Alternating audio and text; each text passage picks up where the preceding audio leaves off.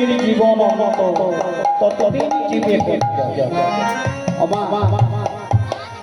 চৈতন্য চরিতামৃতে কবিরাজ গোস্বামীপাদ লিখছেন এই কলিজীবের পরমায়ু হলো 100 বছর, কিন্তু সেই 100 বছর তো আজকাল আর বেঁচে থাকছেন।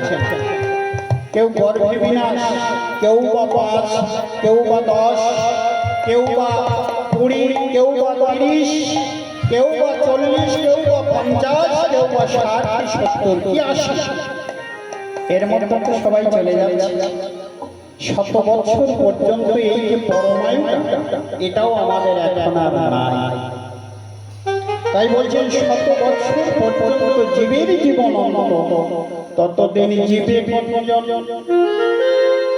নারীর যৌবন ধাম যদি কৃষ্ণ করে মন সে যৌবন রাখে 2-4 যদি গোবিন্দ মন করে, যদি আমাকে ভালো রাখে, আমি যদি তার ভজন করি, তাহলে গোবিন্দের কৃপায় এই যৌবন ধন 3-2-4 থাকে।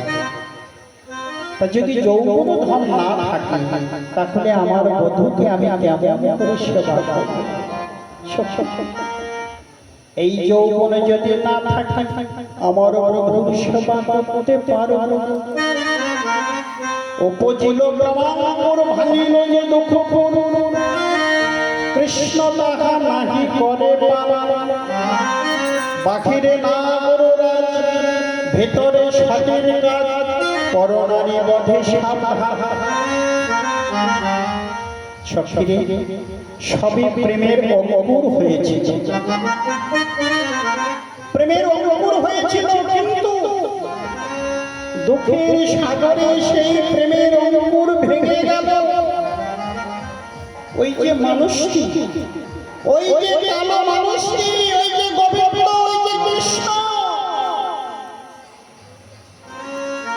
তিনি তার বাইরে হল নাগরাজ, ভিতরে হয়েছে সঠিক কাজ।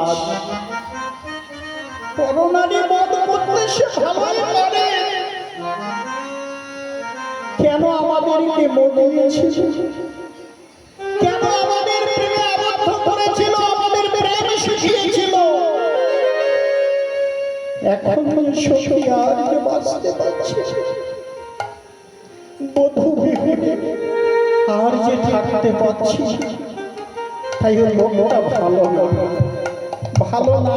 প্রেমের আশা দিয়ে সে চলে গেল।